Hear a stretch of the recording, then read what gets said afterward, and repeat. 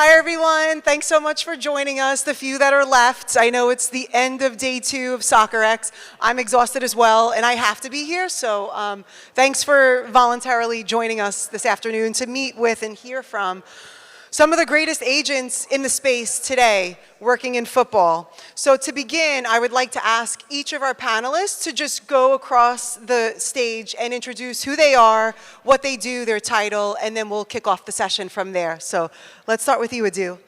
Yeah. Can you guys hear me? No, I don't think it's not working. Here. Yeah, sorry. We can share. Thank you. So, my name is Eduardo. I am Brazilian, actually. I work for the Eagle Group, which is the MCO that owns Botafogo in Brazil, Lyon in France, and Molenbeek in Belgium. And basically, I work in the player trading department. We'll get into more detail later, but I work on the club side, trying to promote deals for the players we have. Guilerme von Cooper here. So I am the director of the Berwyn Sports Group and CEO of Berwyn Sports Bridge for Talents, which is our agency. We basically navigate a bit between the world of sports law and agency. So we started as sports lawyers. For the past 15 years, we work with some of the best clubs in the world, dealing with their CAS disputes, FIFA disputes, clubs like Borussia Dortmund, Nottingham Forest, even here in the US, some cases for clubs like NYFC, Colorado Rapids, etc. And what we did was we understood the good connection and the network we have created with clubs all over the world, and especially the trust we had with some of the CEOs, sports directors. So we created also our agency. And our main goal is to intermediate players from all over the globe using our connections. But at the same time, we also decided to have a specific niche in the company, which is the African market. So we are bringing a lot of African talents to several leagues around the globe. And this is basically what we are doing right now. Yeah, hi, first of all, everyone, and thanks for joining for the session today. And yeah, my name is Erkut Sogut. I'm a sports lawyer / sports agent and a lecturer. I've been actually born and raised in Germany and then lived 10 years in London, and now actually I live in the United States for the last 2 years in Orange County, California. I have represented players for over 20 years. The most well-known one is probably for you guys, Mesut Özil, Kieran Gibbs, Mustafi, and some others, especially at Arsenal. And but today I'm representing a lot of people working inside clubs other than players. So my clientele will be a sporting director, a coach, a chief scout, a marketing director, and I'm building their careers. And besides, I teach a lot. I love teaching, guys, by the way. That's my passion, my real passion. That's why we were talking about teaching, so we'll talk about that, yeah. Thank you for coming, guys. So to start, I know there are several students in the audience as well as some people who are interested in exploring the idea of becoming an agent for players. And so I thought, Guillaume, you can just start with talking about the role of an agent and how you see it from your perspective. I think that unfortunately sometimes the agent is still seen a little bit as the ugly duck in the industry, meaning that there is a general perception, maybe based on 1 or 2 deals, that in the end the amounts were a bit higher than usual, let's call it like this. But the truth is, if an agent is really a good agent, then it's one of the most important stakeholders in the market, because the agent, the intermediary, which is the intermediation on the deal, the negotiation, the signing of the contract, is just a small part of the work of the agent. So basically what's happening in the end is that people have a general idea that we pick up the phone, we call the president of a club, and the next day the deal is done and we spend 5 minutes of our time. But what they forget is that we are working years and years and years, traveling, meeting people, meeting clubs, traveling the world in order to find the right partners for our players, in order to find the most trustworthy people in the market. And this is work that you usually don't see. It's the unseen work which is behind it.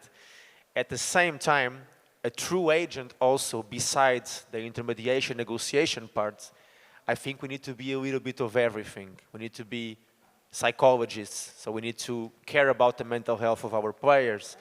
We need to navigate a bit between nutrition, finance, dealing with their families, dealing with their problems, understanding why they are not succeeding or why they are succeeding and taking the best out of them. So we'll speak about the FIFA agent regulations later today, but FIFA, for example, they changed the regulations on intermediaries to FIFA agent regulations. And I think it's really, I'm really happy that they've done it, because actually an agent is something way broader than what an intermediary is. So it's a really important role, and it should be seen, I would say, in a different way. Throughout the panel, I'll also explain at what sense. Should I move on from there? Yeah. I always say agents are problem solvers. That's our main business. I've been in 20 years in this business, and I've never really experienced a football player calling me out of the blue and saying, "Hey, Erkut, you had a good day. How are you doing? How's the family?" It's usually when I see the name on the phone, I start like, oh my God, what is it this time, right? So you need to be a good problem solver, right? First of all, from that perspective as an agent, you're dealing with different kind of problems. It's not just on the pitch. It's not just only about the coach is not playing me. What can we do? It's more off the pitch, more and more, right? I'm getting married. I need a prenup. Can you talk to my future wife and not me? That's an agent's problem, right? And these things is not, as you said, is not seen. First of all, we are problem solvers. But the future football agent, I'm not anymore calling them football agents. The future agent is a businessman or a businesswoman. That's where we're heading to. The best agents out there will be the ones who understand we deal with different parties at the same time, to deal in complex deals with a club, selling club, buying club, coach, player, to be able to talk to them, to be able to communicate in the best way as a business person, to understand the game of football. They'll be the successful ones in future. So you need to think like a businessman or woman. You need to understand what a club is looking for. You need to check the market. You need to be smart, right? And I think we need to focus on that the future agent will not only represent football players. So you'll be an agent who might represent 3 basketball players, 3 college athletes and do NIL deals, and 1 tennis athlete. That's the future. That's where we're heading to. And if someone wants to become an agent, that's how you need to get prepared to that. And this question was not in our list of questions, but it just popped in my head around this idea of helping athletes own their name, image, and likeness, helping them to own their story so that they can, drive profitability beyond their playing careers. So how much work are you doing on that front now to help players leverage their reach, really, and their influence in the world? Should I go on or you? No, I think this... Yeah. Okay, so it shifted a lot. In the beginning, 20 years ago, I didn't know what is an image right contract, right? I don't know what it was. It wasn't, but in the Premier League especially, it started 10 years ago or even 12, 13 years ago, that we saw image right contracts next to the playing contract. And I've realized how important it's actually to have a good image right contract, and because the value you can create for your talent or for your client, it's massive. And it's becoming more important today, and it's coming over from America that we feel like it's the players' league. It's not anymore the club's league, right? Here in America, we talk about players. We don't talk about the league much or the clubs. It's about you go watch a certain player, and it comes slowly to Europe as well. So the players becoming more centric. It's more about the player, and that's the future. And therefore, it's very, very important to understand how you can actually monetize a player's future, not only on the pitch, also off the pitch. And that goes hands in hand. And the sooner you start having a professional social media, having great marketing people around, having good PR people around, so the sooner you start for a player to do that, the better outcome you will have in future. I totally agree with Erkut, and I would even add something. If you are part of a negotiation, it's probably happened to you as well right now, sometimes you take a few days to close the working contract, the transfer agreement, and then maybe you take 3 weeks or 1 month discussing the contract concerning image rights. So this is how important it is becoming, because more and more players are role models, players are superstars, players have people from all over the world following them, and the value of their brands, of their names, of their image is so, so, so important. So it's really, that's why I think that the work of a sports lawyer, and I think me and Erkut in this panel, we also share a little bit this sports lawyer agent path, I would say. And I always seen also with my team of lawyers in the company, that actually in the end, we need to explain to them how the world is changing. The way they were dealing with negotiations in the past is totally different of what they are doing today. So they also need to make sure that they professionalize themselves in a way that what is in the contract right now, it's not what was in the contract a few years ago, where the main focus were transfer agreement, how much is the player getting, does he has a car, what's the salary, is it net, is it gross? But now we are totally changing it, and the image rights and the importance of branding totally changed the business. Yeah, I agree, and also I would just compliment that, you know, the big stars, the big players, there are cases that make more money out of sponsorship agreements than just the salary, right? So if you think about, you know, again, I'm not like, my work is similar to an agent, but I'm not the agent of the players. But if you think about like the next big good agent, like Erkut said, like a businessman, he has to have the ability Or businesswoman. businesswoman, sorry. He has to have the ability to create these opportunities for the player and generate this type of agreements for them, right? And Edu, maybe you can share a little bit more about your work in terms of promoting players through the Eagle Group worldwide. Yeah, I think we started this year actually with this idea. I think Citigroup has been doing that for a while, but I think, you know, in the end it's about us getting a seat on the table in such big transactions like you see, you know, every 6 months in the newspaper, and also, you know, speaking about the bad sides, there are a lot of you know, false information that you know, agents or people in the industry, the bad ones, let's say, they communicate towards our players. So it's important that we also control the information that we want to send for the players that we have, right? So I think again, it's a new role. I think people are starting to get used to it, but on our strategy, it's super important because it helps us to create opportunities and leverage opportunities that sometimes we would be very passively waiting for them to happen. And then, Erkut, I know you mentioned this trend of family members becoming agents and how that impacts the entire process. Maybe you can talk a little bit about that and share some examples. Yeah, of course. And I mean, everyone in the media, you hear about Mbappe is represented by a mom or dad. Messi's father is the agent, right? Neymar's dad is involved as an agent. And the list just goes on, right? It's just like, and it's growing because some parents have seen others are doing it. Why can't I be the agent of my son or of my daughter? So there's a trend, and it's growing, this trend. At least family members want to be involved. In a lot of cases, they are not the major agent in the front, but they're still somehow there. Like Rafaela Pimenta was yesterday. She was talking about Erling Haaland, but Erling Haaland's dad is the agent, right? He's involved as an agent in the deals. So there's still an agent involved, right? And I think we are heading to the stage where agents have to learn to work with parents. You wouldn't see them as competition in that sense for agents to say, oh, either you work with me or you work with your dad. That's not where we are. So in the end, it's family. You can't separate the son from a dad or from the mom. It's very difficult, and that's not the goal. So you need to learn to work with players, family members together in a team. You need to build a relationship with mom and dad, and if they want to be involved, then they can do it, right? But they have to also learn it. So, right, there's many cases I have experienced in my career in the last 20 years where unfortunately family members screwed the future of their players, of their kids, because they wanted to take fully control. And the problem is they're emotional, right? Even if I'm emotional, my 7-year-old son plays soccer, right? And I'm like, hey, why do you do this that way and that way? Like, I'm a dad in the end, and I see, like, right, I'm emotional. And I always said to my team in Europe, I said, look, if one day my son becomes player, I will never want to manage him as an agent. I'll be always the dad. But I don't want to mix emotions, you know, with professionalism and affect his career in a bad way.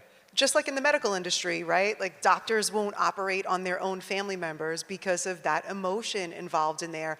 And as you say, it could actually affect the player getting the best deal and the best opportunity. So have you had any experience with that? What is your thought? We did. I usually say that the parents can be the biggest asset or the worst nightmare of a football player.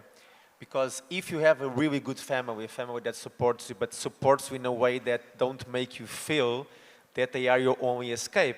So the pressure they put on their kids, like, you need really to make a career out of it to save your family, otherwise. So the pressure for the mental health of a kid is absolutely insane. I had a transaction that I'm, of course, not going to name during the summer. We were trying to bring a big name here in Europe to Saudi.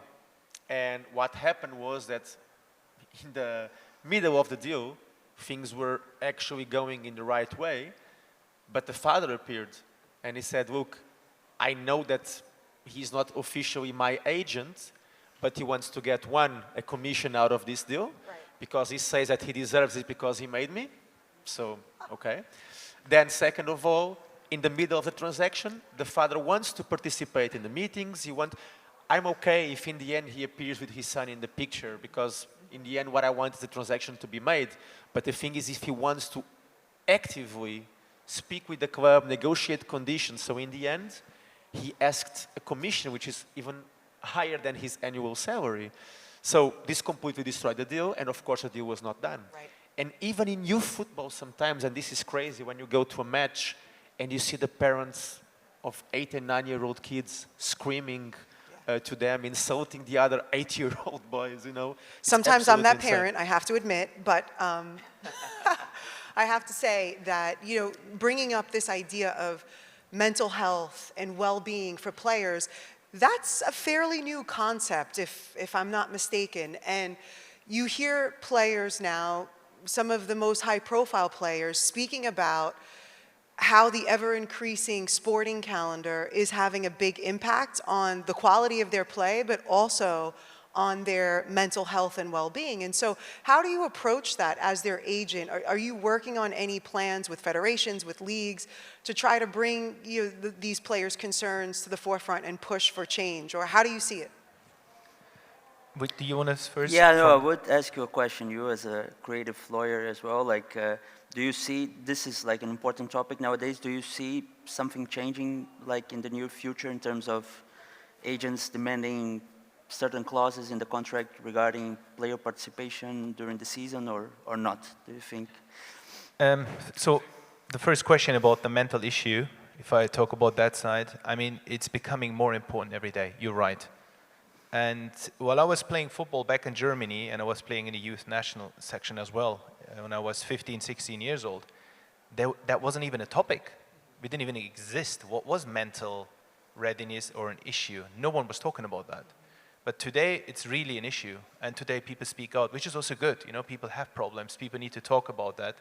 And we have in our team one guy who is specialized in that. He's like a mental coach as well, besides being an agent. He's done courses. So it's very important. So we also talk with people who are mental coaches, especially for sports. And we introduce them to our players and the families. He says, if you ever need someone to talk, that's a person you can talk to. And last year there was one of these sports psychologists.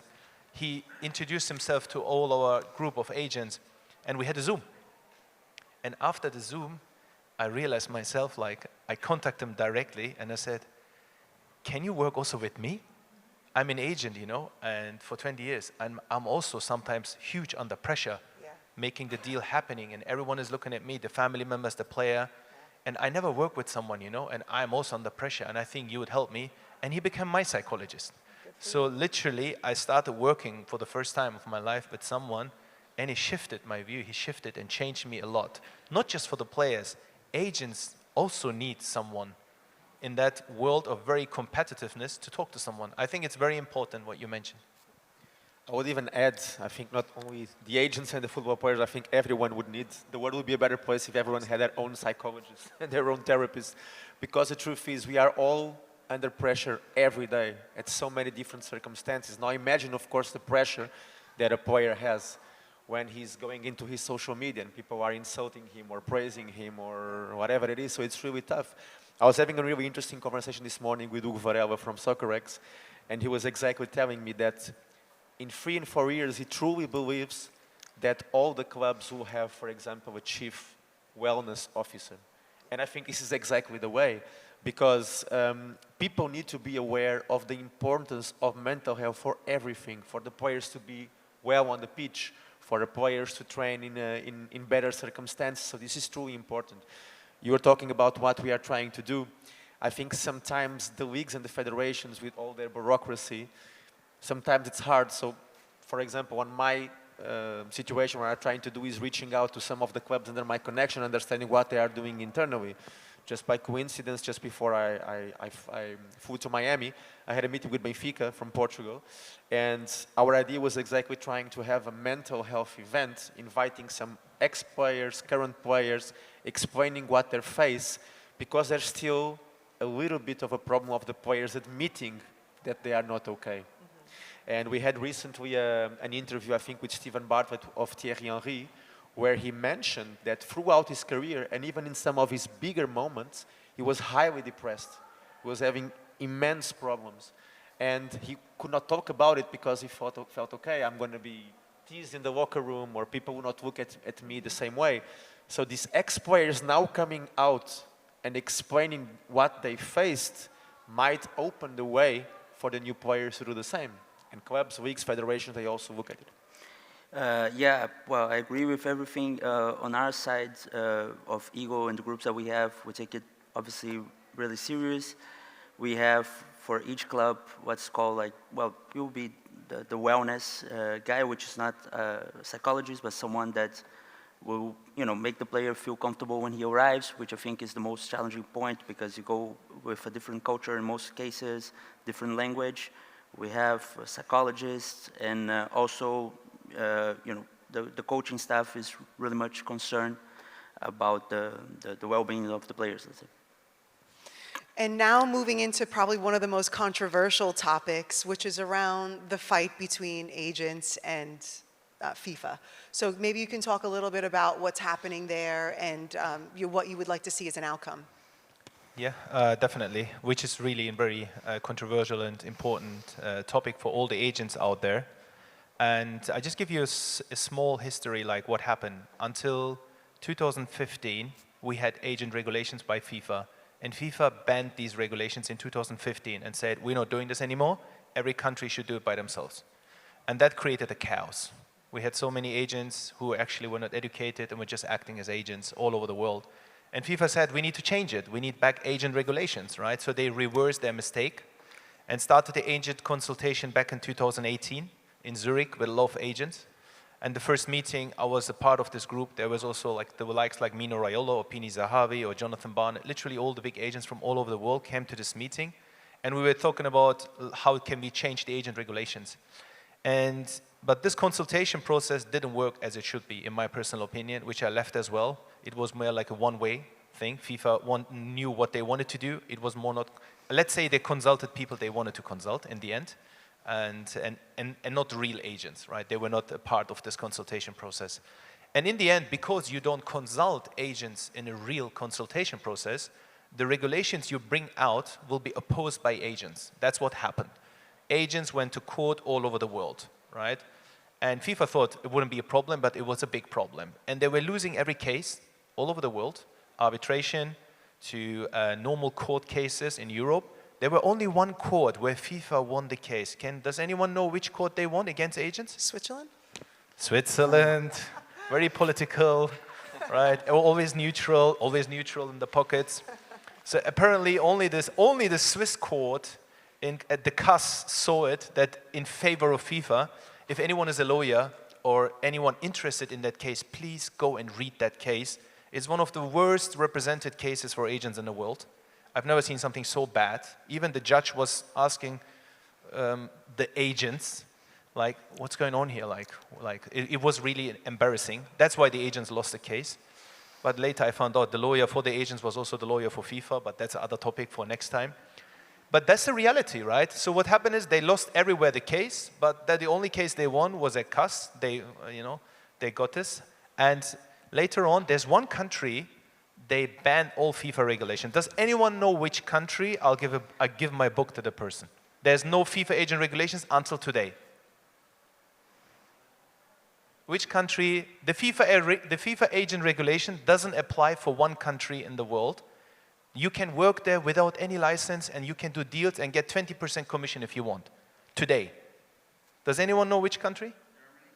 Who said that? There you go. There you go. You're the winner. So now you have to become an agent. So yeah, and Germany was the main decision.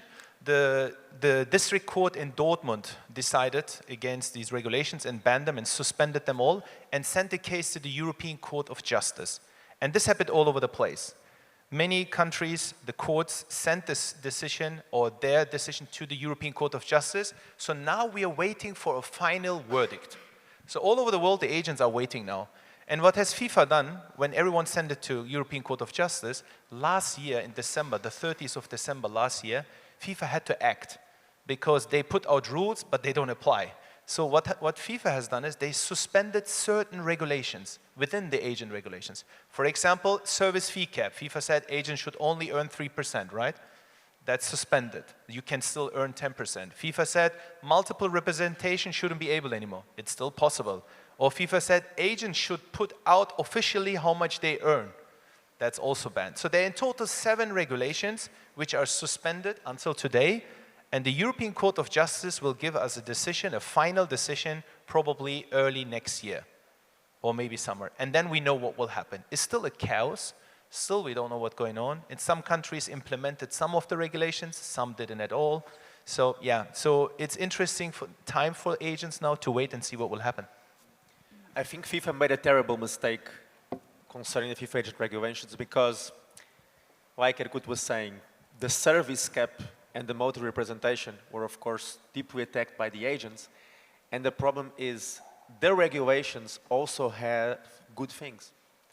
And FIFA were able of not hearing the agents on the right way to actually not explain worldwide how these regulations could impact positively the market. Because the truth is, we had a lot of intermediaries, agents with no education whatsoever.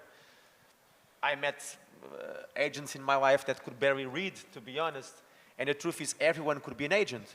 You'd go to a federation, anywhere in the world, you pay a license, and you can apply there with no exam, with no verification of anything. So actually adding an exam, adding the possibility of doing some verification of, okay, do they at least know the regulations? Do they at least know how to manage a player, what's important about it? So that was interesting. Also, one thing is that at this moment, or until this moment, how Erkut was mentioning, until 2015, so things changed a lot, because the problem is basically agents stopped being part of the FIFA family, let's call it like this, when they deregulated everything. So if I would need to go to court, I could not go to FIFA because I would need to go to whatever jurisdiction I had in my contract. So how can I get impartiality on the decisions of the courts when I go to certain courts around the world, which of course will most likely protect the interests of the club, for example, of the jurisdiction. So now, with the FIFA regulations, eventually we'll have the FIFA agent chamber where you can actually go there and have a decision. So there are a few things which are really important. The problem is that FIFA, because of the pressure of the public opinion saying the agents are this, the agents are that, they didn't hear the agents the right way. There's a story that I always love to tell in my lectures. Like you, I also love the teaching part, and I always say to my students, there is a story that can apply also to the agent world. There is a famous story that Picasso, a fake one of course, was going on the street, and one day someone stopped him and said, "Look, Mr. Picasso, can you please do a small painting for me in 10 seconds? So Picasso took a little paper, did it like this, and give it to her. And she was like, "Thank you so much, and I'm so happy with this now. It's 5 million euros. She was like, "But what do you mean?" "Yes, because you see 10 seconds of my work, but you don't see that this is my life. I've worked 20, 30 years to be at the point where I am today, and this is because of the connections I created with the clubs, with the players, with the people, that I can enforce my commissions, that I can go to a club and negotiate a certain amount. And this is the problem, that when they went to a service fee of, for example, 3%, they also don't think about some of the agents that will say, for me, financially, this is not interesting anymore. So, or I work with the clubs, where, for example, if I work with a selling club, I can still get 10% of a transfer fee, but for me, it's not worth it to work with the player. So in the end, the players are the ones that will stop having good representation, because the agents will not care working with small players or different players that are expanding or are growing. They will prefer to work or with the clubs, or wait until the players have enough of a name that actually makes that 3% of a big salary is already interesting. So FIFA took the focus out of the good things about the regulations with the service fees and the multi-representation. Yeah, and also, like, in general, I have, hard time understanding the caps that were imposed, because I truly, believe in negotiations between two parties, and if it's 6%, 7%, I think it's part of the context and the negotiation, but I don't think it should be regulated as they try to do. This is something that I say in favor of the agents, but also in favor of the free market in general, right? So just switching gears a little bit now, we're experiencing history right now with the meteoric rise of women's sports and women's football. I've been lucky to ride that, plane up with Barcelona Femení. And so, of course, I want to end this session, we have 7 minutes left, talking about the rise of women's sports and what you all as agents or representatives helping to promote players worldwide, what you're doing or what your outlook is on women's sports and how you plan, or if you plan, to get involved. Yeah, I'll start with that one, actually, because the Lyon female team is probably one of the best in the world, alongside with the Barcelona one. And actually, we sold a part of the team to this American, South Korean entrepreneur that's forming, I think is the first MCO of female team. So she has a team in here in NSWL. She has Lyon, and she also has a stake on the group itself. Yeah, Michelle Kang, yeah, exactly. So I think the story in the end is that we started to see, a few transfer fees regarding players. I know that here in the US, female soccer is super popular. And my take on the business side is that it is going to be big at some point, especially because now is, it has a lot of potential. Let's say it's just a matter of time, I think. Well, last season, Barcelona's women's team drew a crowd of 92,000 Yeah, exactly. fans to Camp Nou. So I would say it's already arrived. Yeah, but do you want, should I? No, you can. Okay. You can. For me, if I'm looking from an agent perspective, right, into the world of women's football, and if I would represent women's football player, female young players, so it depends also, like, from the, in the end, an agent wants to make money, right? So you want to earn money. You're not doing it for charity, and you spend a lot of time, you travel, you meet people. And the money in women's football is growing, but it's still very, very, very far away. You can see that even in England, in women's football players in the first division, they still have to work besides some of them.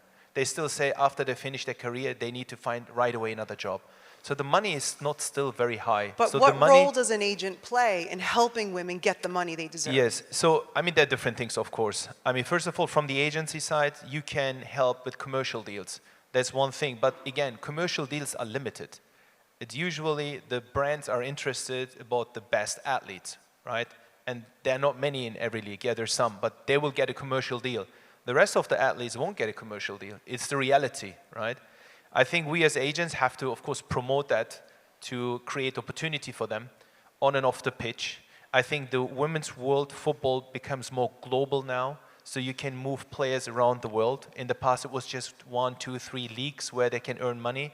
Now we have more leagues, and you have more opportunity to move them around. Like you said, there's a first MCO in women's football. So it's changing and it's shifting. I think what is important is it shouldn't stay as fashion, right? Women's football is now in, so to say. And some brands are investing in women's football. Like in England, it's Barclays, right? They're investing in women's football. But are they investing because they really believe in it? Or are they investing because they feel they have to invest in women's game, right? And I think this is an important thing. I think once we have people, they really believe and do it because they want to invest in women's football, because they see their future and an opportunity and want to help, I think then we will win the game. But as long as brands, big brands in the world saying, okay, we invest 100 million in men's football and we give 5 million in women's, just so no one can say you're not helping women's football, right? That's so we're not looking bad as a brand.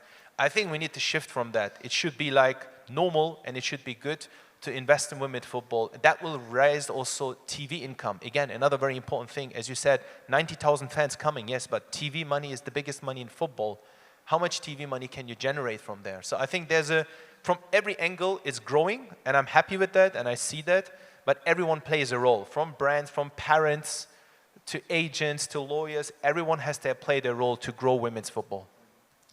And I think also we cannot be hypocritical on this, because the truth is, financially speaking, at this moment, it's not still financially rewarding for an agent, for example, to work exclusively in women's football.